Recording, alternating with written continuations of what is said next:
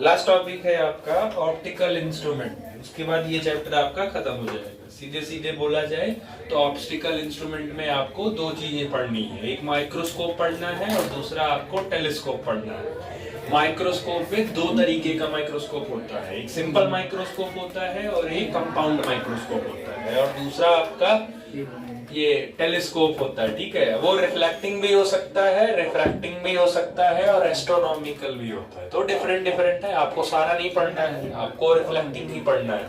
ठीक है, चलिए अब अगर बेसिक की बात की जाए, ऑप्टिकल इंस्ट्रूमेंट अगर बेसिक की बात की जाए तो माइक्रोस्कोप का बेसिकली काम क्या होता है? ऑब्जेक्ट को मैग्नीफाई करना, ऑब्जेक्ट को बड़ा करना।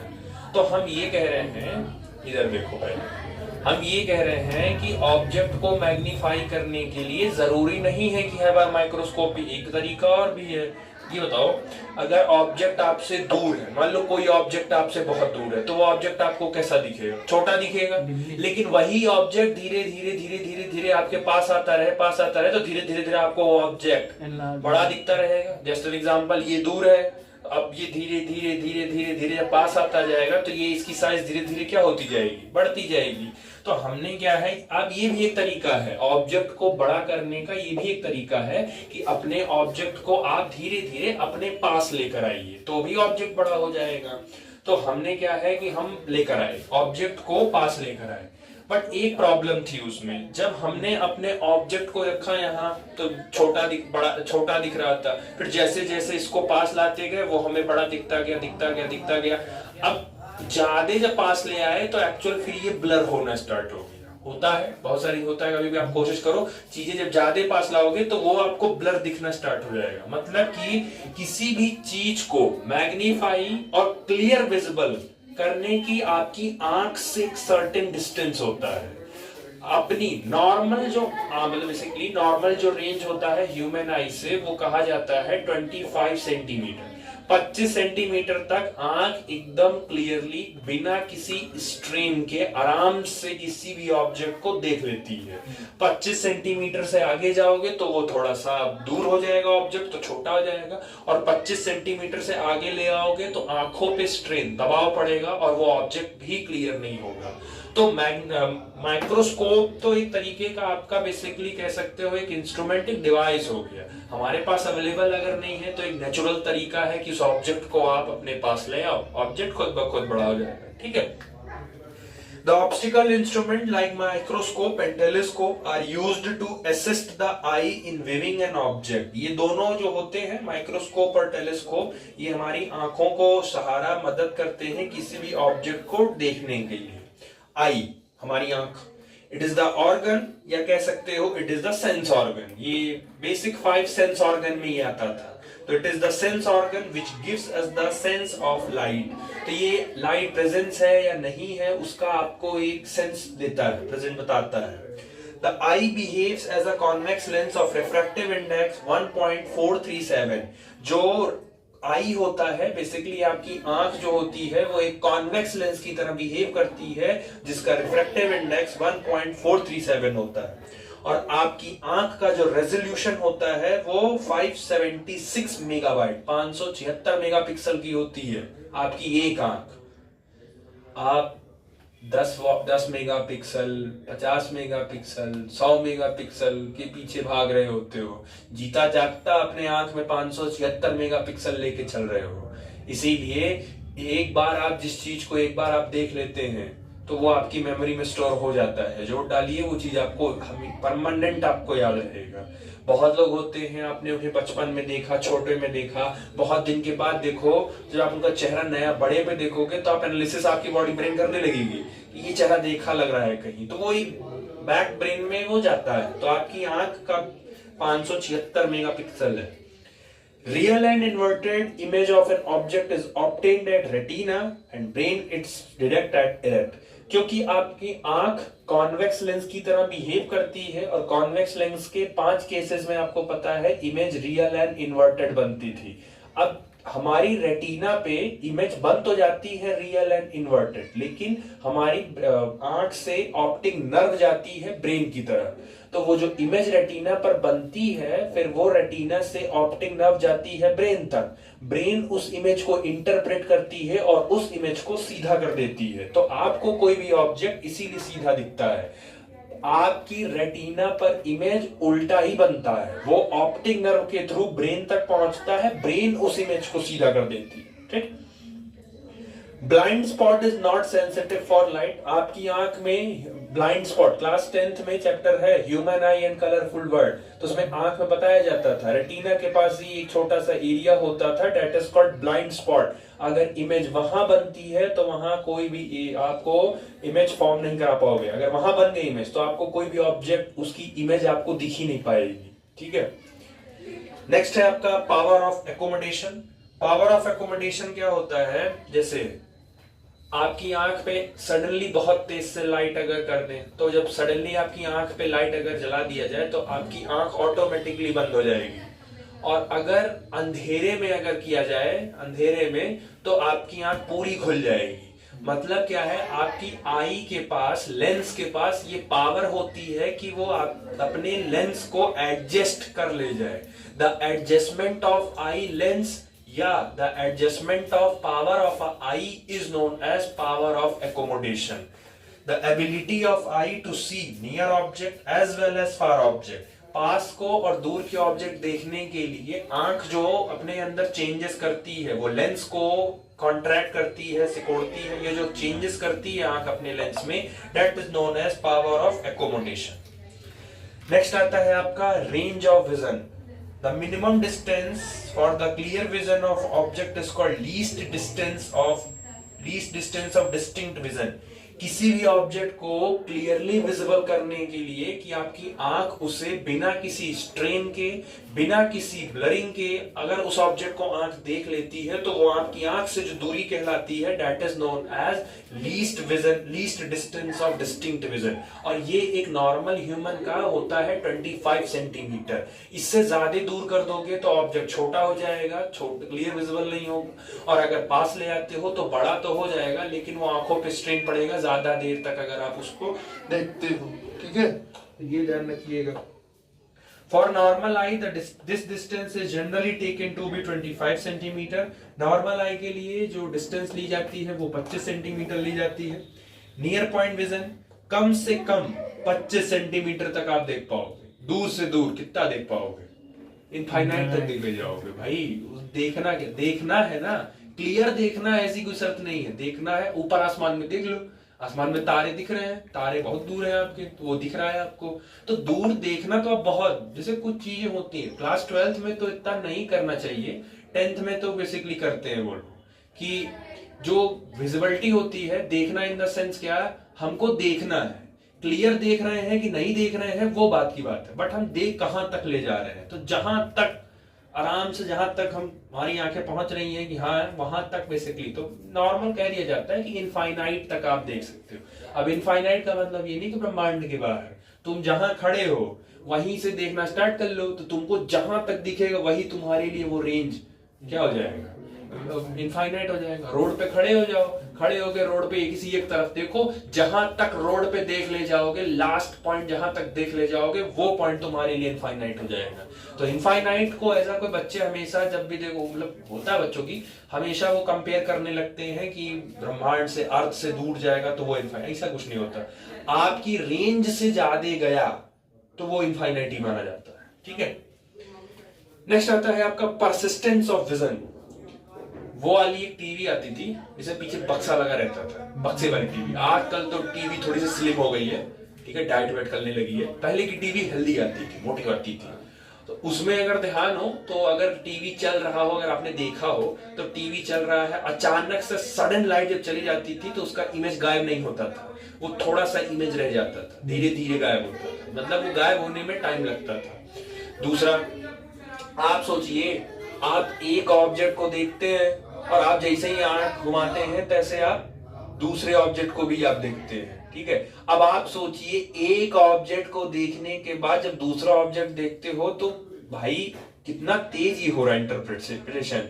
तो आपकी ब्रेन में दूसरे ऑब्जेक्ट कब तक आ रहा है, या पहले ऑब्जेक्ट की इमेज कब तक उस ब्रेन में, उस तक इमेज स्टोर है, that is known as persistence of vision. कितनी देर तक पिछला वाला इमेज आपके आंख में, इस ब्रेन में स्टोर कर दिया गया, that is called persistence of vision. ये लगभग 1/10 सेकेंड, मतलब 0.1 सेकेंड तक के लिए समय लेता है ये। जैसे अभी मैं सामने देख रहा हूं तो अचानक से है, अगर मैं पलट दूं ऐसे, तो अगर मैं वहां से यहां जाऊंगा तो 0.1 सेकेंड लेगा, उतना टाइम लेगा इस इमेज से इस इमेज को रिप्लेस करने में। कभी कभी ऐसा होता है आप किसी चीज को देख रहे हो और सडनली कर रहे हो, तब भी वो जहां देख रहे हो तो उसकी इमेज तब भी वहां दिख रही होती है, बट एक्चुअल वो नहीं होती है।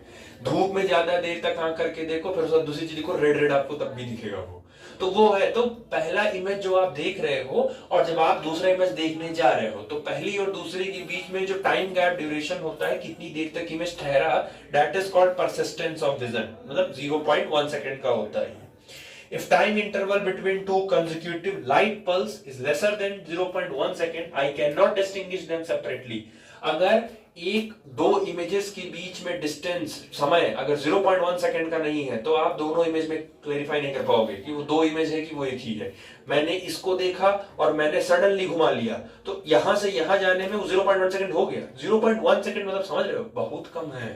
1 सेकेंड में ही इधर हो जाएगा तो 0.1 सेकेंड कह रहा है, तो इधर से इधर करने में 0.1 सेकेंड का चाहिए, तब आप दोनों ऑब्जेक्ट को अलग अलग इंटरप्रेट कर पाओगे कि सामने वाला मतलब जंगला है और इधर वाला दूसरा कपड़ा है।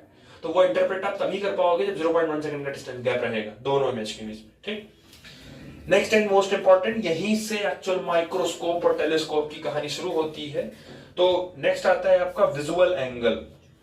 अब विजुअल एंगल क्या होता है? विजुअल एंगल का मतलब है कि जो आपकी आंख होती है और आपके ऑब्जेक्ट, आंख और ऑब्जेक्ट के बीच में जो एंगल बनता है, that is called visual angle, ठीक है। जैसे ये मान लो ये आपकी आंख हो गई सुंदर सी, ठीक है, बढ़िया सी, बस बन गया। और ये मान लो आपका ऑब्जेक्ट हो गया, ये ऑब्जेक्ट हो गया।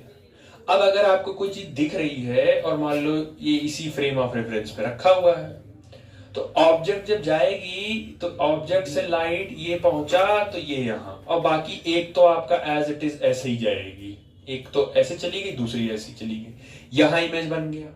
तो ऑब्जेक्ट और आपकी आंख के बीच में ये जो होता है, यहां पे ये जो एंगल होता है, दैट इज किससे नोट नहीं है, थीटा। तो ये जो एंगल होता है theta, that is known as visual angle. हमारी आंख और उस ऑब्जेक्ट के बीच में जो एंगल सेट होता है वही एंगल कहलाता है क्या? विजुअल एंगल, उसी को बोलते हैं थीटा। वर्टिकली अपोजिट से ये भी थीटा ही हो जाएगा। दूसरी बात, आप ये बताइए, सुनो, अगर मैं इस ऑब्जेक्ट को अगर मैं पास ले आता, यहां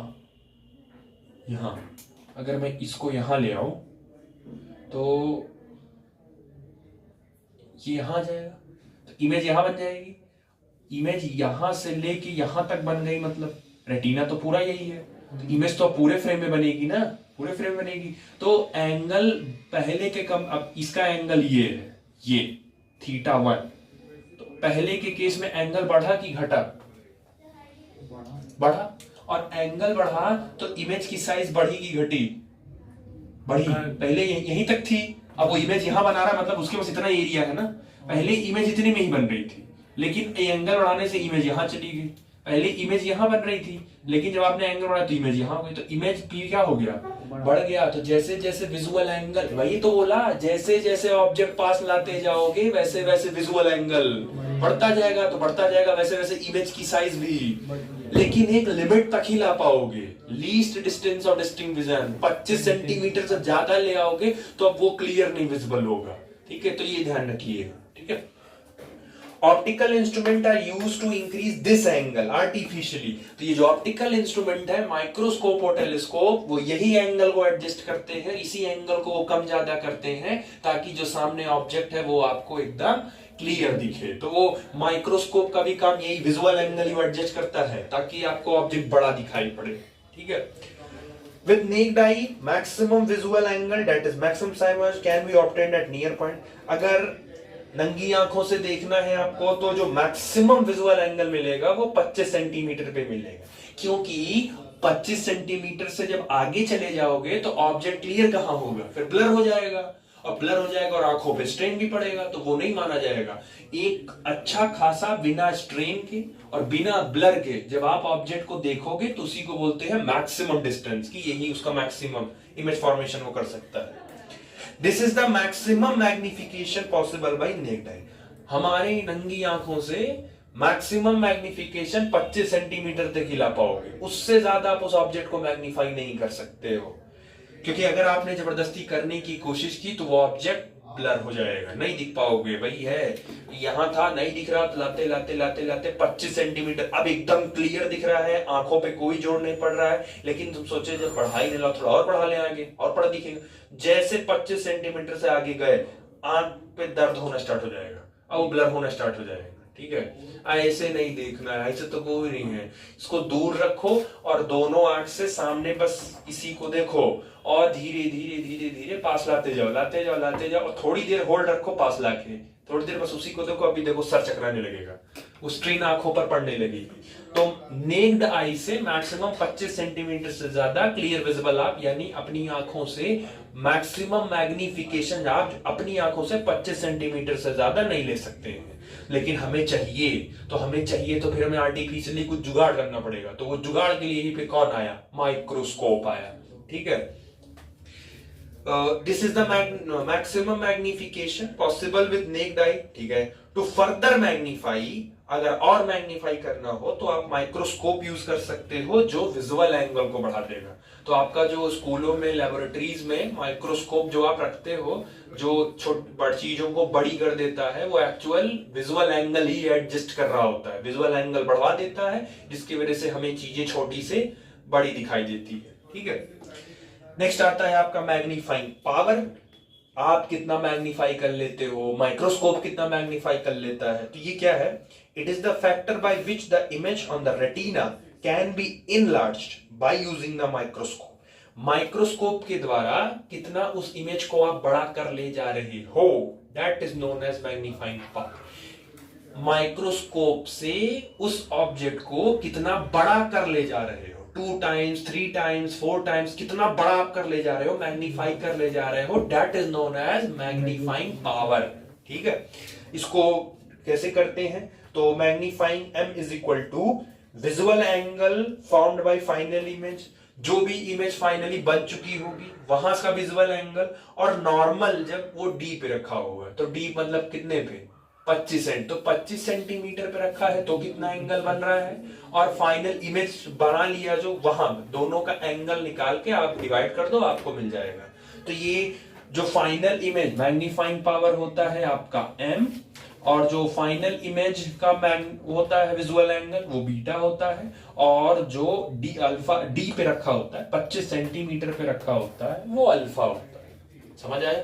ठीक है, क्लियर हो गया? ठीक, चलो नेक्स्ट आता है आपका microscope. It is an optical instrument used to see very small object. बहुत सारे छोटे ऑब्जेक्ट को देखने के लिए माइक्रोस्कोप। माइक्रोस्कोप दो तरीके का है, एक है सिंपल माइक्रोस्कोप, एक है कंपाउंड।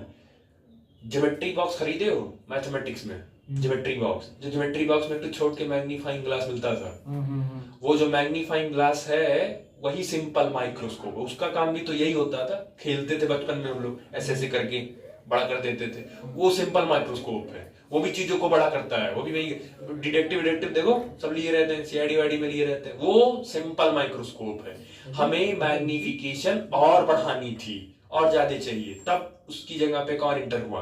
कंपाउंड माइक्रोस्कोप, जो स्कूलों के लेबोरेटरीज में रखा होता है, वो बड़े बकायदा ऐसे वाला करके रखा होता है देखने के लिए। तो सबसे पहले मैग्निफिकेशन हमारी आंख वाली थी, उसको बढ़ाए, तब सिंपल मैग्नीफाइंग ग्लास बनाए, उसको थोड़ा और बढ़ाए तो कंपाउंड माइक्रोस्कोप लाए।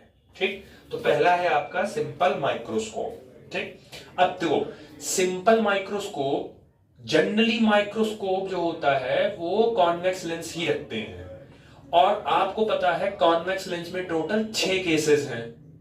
ठीक, आप ये बताओ कॉन्वेक्स में 6 केसेस हैं, तो 5 केसेस में तो इमेज उल्टी बनती थी, लेकिन एक केस में इमेज आपकी सीधी बनती थी। तो आपको जब माइक्रोस्कोप के नीचे रखोगे चीज या मैग्नीफाइंग ग्लास से जब देखोगे तो ग्लास से देखते हो का चीजें उल्टी हो जाती है, रहती सीधी है, बस वो सीधी में क्या हो जाती है? बड़ी। ये केस किसका है? सीधा भी चाहिए और बड़ा भी चाहिए। उसी का तो है, छाटवा केस उसी का तो था, सीधे में बड़ा। और सीधे में बड़ा अगर चाहिए इमेज तो कहां पे ऑब्जेक्ट होना चाहिए? ऑब्जेक्ट कहां होना चाहिए?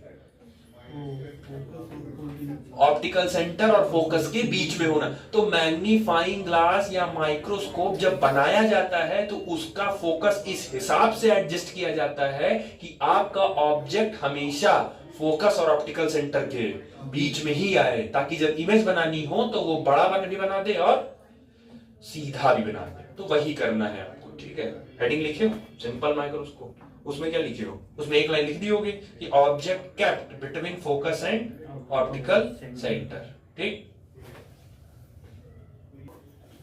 चलिए, तो सिंपल माइक्रोस्कोप में आपको सीधा में बड़ी इमेज चाहिए, क्योंकि सिंपल माइक्रोस्कोप कॉन्वेक्स लेंस ही होता है। तो अगर सीधे में बड़ी चाहिए तो इस बात का ध्यान रखना है कि object kept between focus and optical centre, इसके बीच में रहेगा तो सीधे में बड़ा बन जाएगा। वही लास्ट वाला केस है जो बनाए हो, बस इसी में थोड़ा सा और आपको पहले फिगर समझ लो फिर आराम से बनाओ, क्योंकि ये मान के चलो माइक्रोस्कोप एक ऐसा टॉपिक है जो पेपर में 100% है आएगा। चाहे सिंपल कहेगा पूरा एक्सप्लेन करो फिगर के साथ, चाहे कंपाउंड, लेकिन कंपाउंड के चांसेस थोड़े से ज्यादा होते हैं क्योंकि थोड़ा कॉम्प्लिकेटेड होता है, थोड़ा डेरिवेशन ज्यादा है उसमें। ये हो गया। और माइक्रोस्कोप समझने में प्रॉब्लम बड़ी होती है क्योंकि 2-3 है ना, तो उसमें दिक्कत होती है। चलो, अब देखो, हमें पता है तो आप पहले से अभी नामकरण मत करो, आपको पता है क्या कैसे करना है, आपको इतना पता है ना इमेज इधर ही बनेगी, तो आपको पता है। आप अभी कुछ करो ना, बस खाली पहले फिगर बना के रेडी कर लो। तो ये कर दिया, अब यहां से पैरेलल लाओ। कहां से पास करेगी? ये फोकस से पास करेगी क्योंकि पैरेलल आ रही है, तो ये फोकस से पास कर गई, ये फोकस से कर गई। और दूसरा कहां से पास कर दो? उसके ऑप्टिकल सेंटर से, ये ऑप्टिकल सेंटर से, ये ऑप्टिकल सेंटर से। अब ये जो रे है ना, दोनों रे, ये बेसिकली है डाइवर्जिंग रे, ये है आपकी डाइवर्जिंग रे। उसमें अभी नोट्स में कुछ चीजें नहीं लिखी है, बढ़ा ले हो। अरे स्पेलिंग गलत हो गया ना, डाइवर्जिंग का तो बार हो गया, हाँ डाइवर्जिंग जी हो गया, GING, डाइवर्जिंग, ये रहा डाइवर्जिंग रे। और डाइवर्जिंग रे नेवर इंटरसेक्ट ईच अदर, ये कभी मिलती नहीं है, नेवर इंटरसेक्ट ईच। तो भाई इमेज बनाने के लिए रे इंटरसेक्ट करना चाहिए, इंटरसेक्ट नहीं करेगा तो इमेज कहां बनेगा? तो वही अपना पुराना वाला, दोनों को क्या करो, पीछे एक्सटेंड करो, इसको इधर से करो, इसको इधर से करो, ये एक्सटेंड किया और ये यहां पर आपका ऑब्जेक्ट ये बन गया। इसका नाम हो गया A', इसका नाम हो गया B'। और यहां पे जो ऑब्जेक्ट था आपका A और ऑब्जेक्ट था आपका B। समझ आ गया? ये हो गया, ठीक। अब दूसरा काम, ये तो आसपास कर दिया। अब दूसरा, आपको मैग्नीफाइंग पावर निकालना है पहले। तो magnifying power is equal to क्या होता है? Beta divided by alpha. Beta क्या होता था? बीटा होता है final visual angle formed by final image. Final image तो यही है। अच्छा, इधर आपकी सुंदर सी क्या प्रेजेंट रहेगी? इमेज नहीं, सुंदर सी आपकी इधर आंख प्रेजेंट रहेगी, ऐसे। ये आपकी सुंदर सी ये आंख प्रेजेंट है। तो इसी आंख में ये लाइट जाएगी, तो क्योंकि आंख उसको क्या करेगी? आंख उसको पीछे ले जाके इंटरसेक्ट करवा के ही तो इमेज बनवा देगी। तो आपकी आंख से visual angle formed by final image, final image यही है। और आपकी आंख से जो एंगल बनेगा, क्या यही एंगल बनेगा? ये बीटा यही होगा कि नहीं? फाइनल इमेज यही तो एक जाएगी। अब आप कहो यहां से ले लो, तो यहां से एंगल लोगे कहां? तो फाइनल इमेज बेसिकली यहां जो प्रिंसिपल, क्योंकि कैलकुलेशन एंगल तो प्रिंसिपल एक्सिस से कैलकुलेट करोगे, तो ये फाइनल इमेज का जो एंगल है वो हो गया visual angle formed by final image, that is beta. अच्छा, हाइट ऑफ ऑब्जेक्ट ये हो गया HO, ये हो गई height of image that is H I, और इस पे लेना है डिस्टेंस ऑप्टिकल सेंटर से, तो ये हो गया यू ई। आप ओ भी ले सकते हो, आप ओ भी ले सकते हो। ओ का मतलब क्या होता है? ऑब्जेक्ट। ई इसलिए ले रहा हूं, अभी कंपाउंड माइक्रोस्कोप में दो लेंस आएंगे, ऑब्जेक्टिव आई लेंस और सॉरी ऑब्जेक्टिव लेंस और आई पीस लेंस, दो लोग आएंगे। तो उसमें भी म्यू में कंफ्यूज जाते हैं, तो म्यू ई आदत डालो। म्यू ई का मतलब आई, ई का मतलब होता है आई। ये वो डिस्टेंस है जहां पे आपकी आई दिख रही है, आई देख रहे हो, तो चाहे म्यू ई लिखो चाहे म्यू ओ लिखो। हाँ, पेपर में क्या कंफ्यूज होना, मैं ओ लिख दे रहा हूं, आपके ऊपर है, कंपाउंड में आप कंफ्यूज मत होइएगा। चलो ओ रहेगा तो ठीक है। ऑब्जेक्ट की डिस्टेंस हो गई यू ओ, और इमेज की डिस्टेंस ये रही, ये हो गई इमेज की डिस्टेंस ऑप्टिकल सेंटर से, ठीक है। बाकी तो हो गया, हाँ ठीक है। चलो ये बन गया फिगर, ठीक है। अब जरा निकालो इसमें tan बीटा, tan बीटा, ये छोटा वाला ट्रायंगल, जरा ध्यान से देखो तो, छोटा वाला ट्रायंगल, इसमें से निकालो tan beta, tan beta, tan beta perpendicular upon, तो परपेंडिकुलर हो गया एच ओ और बेस हो गया आपका यू, यही तो यू ओ, यही हो गया। एक चीज ही बताओ, बीटा छोटा है कि बड़ा? छोटा होगा कि बड़ा? बड़ा। अरे कैसे बड़ा होगा? अरे बहुत छोटा होगा भाई। आप सोचो ऑब्जेक्ट यहां है, इसको और पास लाओगे बीटा और छोटा होने लगेगा धीरे धीरे धीरे धीरे। तो ये बीटा बहुत छोटा एंगल है, बहुत बड़ा एंगल नहीं है बीटा। तो इसमें देख लो छोटा है, तो बीटा बहुत छोटा है।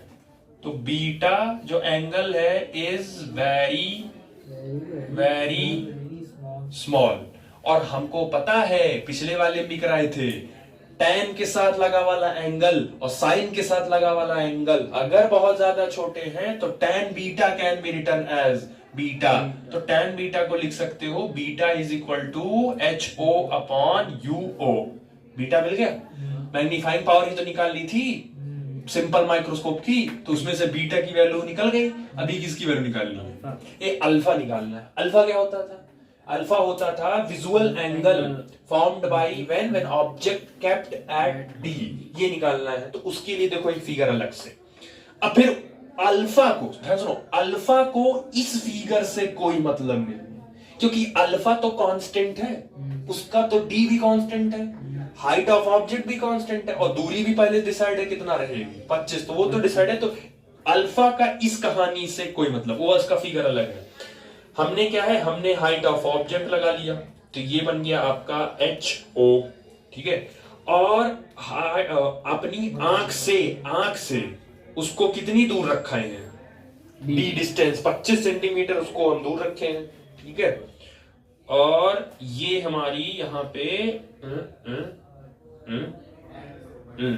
ये हमारी आंख है, तो हमारी आंख में लाइट जानी चाहिए ना, आंख में ऐसे ही तो जाएगी। और इधर से बस जैसे देखो, जैसे यहां से ये देखो गया है ऐसे, ऐसे ही सेम यहां से देखो, ये सीधे लाइट यहां चली जाएगी। अब ये जो एंगल होगा, ये यही कौन सा अल्फा होगा, कौन सा एंगल होगा? अल्फा। ये डी हो गया, ये एच हो गया। जरा इसके लिए भी निकालो तो, tan अल्फा, जरा इसका निकालो, tan अल्फा। तो tan अल्फा क्या हो जाएगा? H O divided by D. वही सेम अल्फा भी क्या होगा? बहुत छोटा, और सेम रीजन फिर वही, अल्फा इज वेरी, स्क्वायर कर दे, वेरी वेरी स्मॉल। तो अगर अल्फा बहुत स्मॉल है तो alpha can be tan alpha can be written as H O upon D. समझ आ गया? अब किसी में से इसको मान लो इक्वेशन नंबर 1 और इसको मान लो इक्वेशन नंबर 2, ये हो गया। एंड इसको मान लो इक्वेशन नंबर 3, या अलग से। ये करने के बाद ये सब कर लेना, तब लिखना वी नो दैट, हमें पता है कि magnifying power is equal to beta divided by alpha, और ये दोनों वैल्यू ले आके इनपुट कर दो। तो बीटा की वैल्यू हो गई H O divided by U O और divided by H O by D, H O divided by D. यहां निकाल लो, तो m is equal to HO divided by UO multiply by, ये नीचे जाएगा तो D ऊपर हो गया और डिवाइडेड बाई HO से HO कट गया, तो magnifying power is equal to D upon UO। ये निकला मैग्नीफाइंग पावर किसका? सिंपल माइक्रोस्कोप का। अभी कल आप मैग्नीफाइंग पावर निकालोगे कंपाउंड माइक्रोस्कोप का। समझ आया? यही सब है, पेपर में ऐसे कहेगा drive the magnifying power for simple microscope, तो ये पूरा फिगर बना के ऐसे आपको ड्राइव करना होगा। ठीक है, ठीक, चलो तो इतना उतारो फिर आगे कराते हैं। अच्छा, आपका जो सिंपल माइक्रोस्कोप है, सिंपल माइक्रोस्कोप ने मैग्नीफाइंग पावर कर दिया m is equal to D upon u naught, मतलब यू नॉट बोलो या यूओ बोलो, ऑब्जेक्ट का डिस्टेंस से। अब हमें सिंपल माइक्रोस्कोप से, केस नंबर 1, हमें सिंपल माइक्रोस्कोप से मैक्सिमम मैग्निफिकेशन चाहिए, मैक्सिमम, कि हमारा सिंपल माइक्रोस्कोप कितना मैग्नीफाई कर सकता है हमारे उस ऑब्जेक्ट को कि हमें मैक्सिमम मिल जाए। तो इसकी कंडीशन है, कोई भी ऑब्जेक्ट साफ सही बिना स्ट्रेन के कब दिखेगी, आराम से, कब, कितनी दूर हो वहां से, 25 सेंटीमीटर हो, मतलब कि फाइनल इमेज, जो आपकी फाइनल इमेज होगी, तो फाइनल इमेज केप्ट या फॉर्म्ड, दोनों लिख सकते हो, केप्ट और फॉर्म्ड एट किस पे बने, D is equal to 25 centimetre, मतलब D पे बने। तो इसका मतलब है जो इमेज डिस्टेंस होगी V, वो इस बार क्या हो जाएगा, लेकिन D नहीं, इधर बन रहा है ना, तो इधर तो माइनस ही रखोगे ना, और जो ऑब्जेक्ट होगा UO वो कितना हो जाएगा, minus UO, object distance. Final image कहां बनेगा, माइनस D पे, ऑब्जेक्ट कहां पर रखा है, माइनस O पे। समझ गए? बस वही, अब कुछ नहीं है, apply lens formula 1 upon F is equal to 1 upon V minus 1 upon U, 1 upon F is equal to 1 upon minus D minus 1 upon minus U, तो माइनस, एक तो फॉर्मूले माइनस है, ऊपर से U भी तो माइनस में रखोगे तो UO, माइनस क्या हो जाएगा, प्लस, तो 1 upon F is equal to minus 1 upon D plus 1 upon UO। ये इस वाले टर्म को इधर भेज दो, तो जब इसको इधर भेजोगे तो ये किस में हो जाएगा, पॉजिटिव में, तो ये बन जाएगा तुम्हारा 1 upon UO is equal to 1 upon F positive plus 1 upon D। समझ आया? ठीक है, ये बन गया तुम्हारा इक्वेशन नंबर 1। ठीक, उसके बाद सिंपल माइक्रोस्कोप का मैग्नीफाइंग पावर कितना होता है, we know that simple microscope का मैग्नीफाइंग पावर होता है m is equal to D upon UO, ये होता है। आपको क्या करना है, इक्वेशन 1 में D से मल्टीप्लाई कर दो, इक्वेशन 1 में multiplying by D in equation 1। जब D से मल्टीप्लाई करोगे तो ये क्या हो जाएगा, D upon UO is equal to D upon F plus D upon D, तो ये कट गया, D अपॉन UO क्या बन गया, तो M इज इक्वल टू, ये क्या हो गया, D अपॉन F प्लस 1। ये है मैक्सिमम मैग्निफिकेशन जो सिंपल माइक्रोस्कोप दे सकता है, इससे ज्यादा वो नहीं दे पाएगा। जिसमें से D की वैल्यू पहले से पता है 25 सेंटीमीटर, माइक्रोस्कोप लेंस का फोकल लेंथ आपको बता देगा।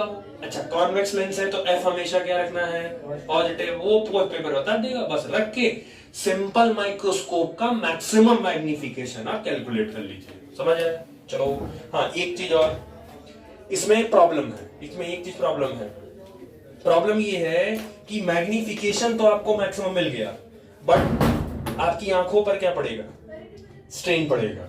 मैक्सिमम तो दे देगा वो, लेकिन आपकी आंखों पर दबाव पड़ेगा क्योंकि वो लगभग 25 तक पहुंच गए हो। तो इसकी प्रॉब्लम यही है, जब ज्यादा मैग्नीफाई ज्यादा बड़ा कर दोगे तो आंखों को देखने में प्रॉब्लम होगी। तो इसमें लिख सकते हो प्रॉब्लम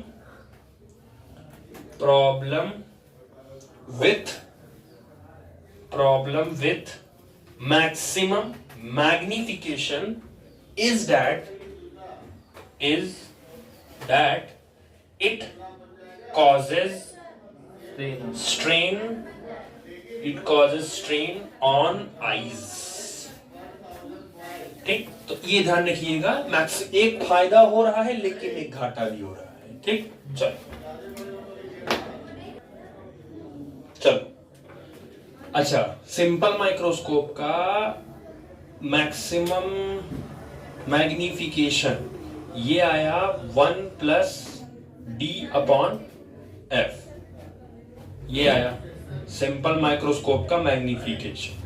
अब इसके फायदे भी हैं और इसके नुकसान भी हैं। तो इसका एडवांटेज और इसका disadvantage.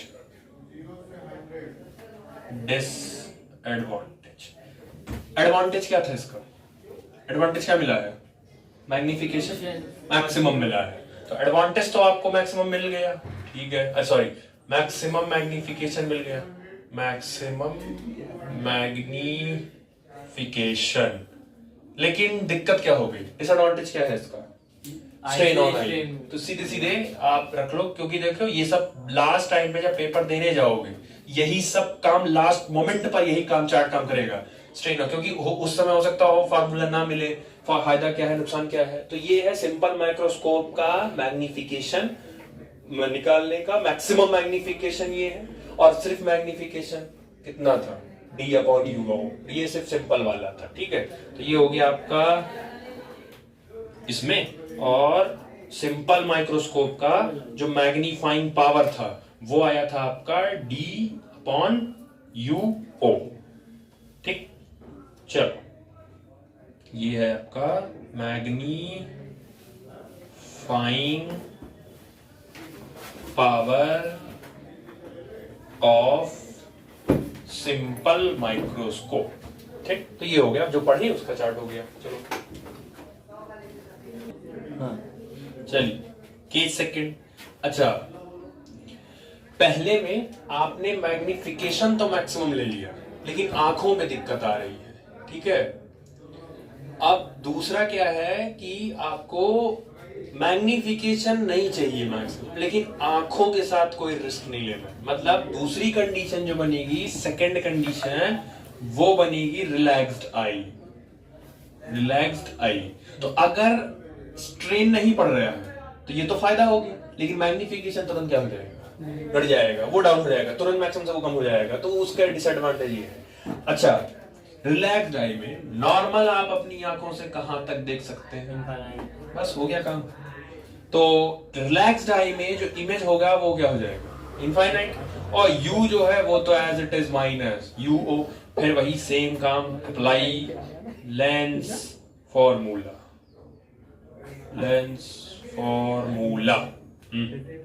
1/f is equal to 1/infinite v की जगह -1/-UO।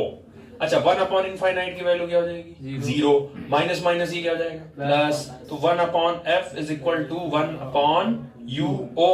तो f is equal to UO। ये कंडीशन है किसकी? रिलैक्स्ड आई की। मैग्नीफाइंग पावर हमें पता है, मैग्नीफाइंग पावर होता है m सिंपल का कितना होता था? d/UO। अब UO की वैल्यू f की बराबर है, तो आप सीधे सीधे रख सकते हो m is equal to d/f। ये निकल गया ये मिनिमम। मैग्निफिकेशन तो मिनिमम है ये, ठीक है, मैग्निफिकेशन तो मिनिमम है, लेकिन आपकी आंख में कोई स्ट्रेन नहीं आएगा, ठीक है, वो रिलैक्स रहेगा। ठीक, इसी के साथ जैसे पिछले में चार्ट बनाए हो वैसे मैं चार्ट ही बना दे रहा हूं, एक साथ लिख लेना। उसके बाद इसमें आएगा m minimum magnification is equal to d/f। ये मिनिमम हो गया। इसका भी सेम, एक इसका एडवांटेज एडवांटेज और सेम इसका एक डिसएडवांटेज। अच्छा, एडवांटेज क्या है कि आई आपकी रिलैक्स्ड है, ठीक है, कोई स्ट्रेन नहीं है, तो ये रिलैक्स्ड आई है। और डिसएडवांटेज ये है कि जो मैग्निफिकेशन है वो कम हो गया, मिनिमम मैग्निफिकेशन, ठीक है, मिनिमम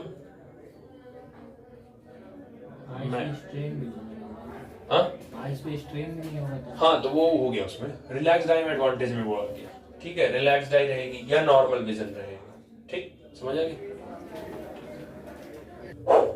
चलो अब देखो क्या है कि हमने सिंपल माइक्रोस्कोप का मैक्सिमम कितना मैग्नीफाई कर सकते हैं और मिनिमम कितना हम जा सकते हैं, तो इसकी जितनी शुद्ध भाषा में कहें, इसकी जितनी औकात थी वो उतना मैक्सिमम लेकर चला गया, और मिनिमम जितना रिलैक्स्ड कंडीशन में था, मतलब मैग्नीफाइंग पावर आप इंक्रीज और डिक्रीज कर सकते हो, वो आपके ऊपर है। वैल्यू रेंज बता दिया है इसमें।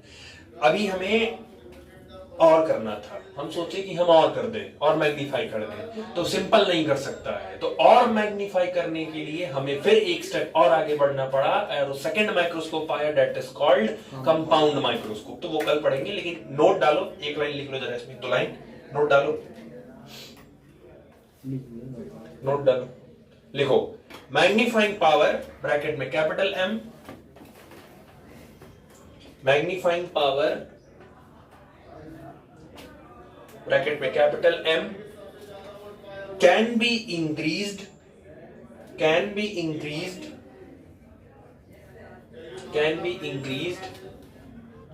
अगर मैग्नीफाइंग पावर बढ़ाना है, एम बढ़ाना है, तो एफ की वैल्यू क्या करनी पड़ेगी, एफ डिक्रीज कर दो, एम वैसे बढ़ जाएगा।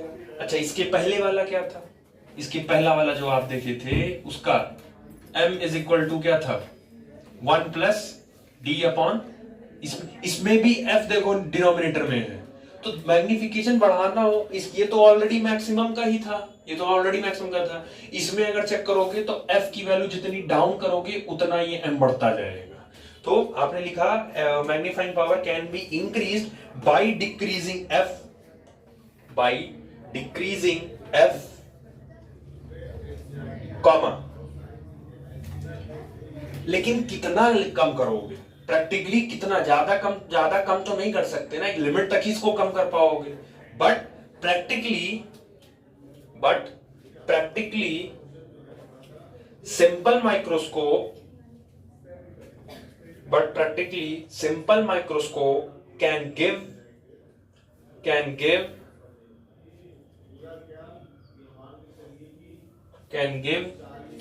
Give m is equal to 9x। Simple microscope इतने से ज्यादा जूम नहीं कर सकता, वो 9x टाइम से ज्यादा जूम नहीं कर पाएगा, वो जितना भी कर पाएगा 9x टाइम्स भी कर पाएगा, जितना रहेगा m is equal to 9x, और फॉर इतने तक ही वो कर पाएगा। तुमको इससे भी ज्यादा मैग्नीफाई चाहिए तो फिर किसका यूज कर लो, कंपाउंड माइक्रोस्कोप का। For further magnification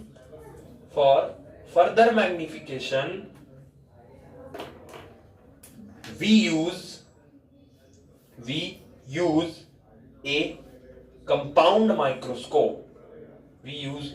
compound microscope। चलो, कंपाउंड माइक्रोस्कोप कल करवा देंगे, ठीक है। ये हो गया आज का।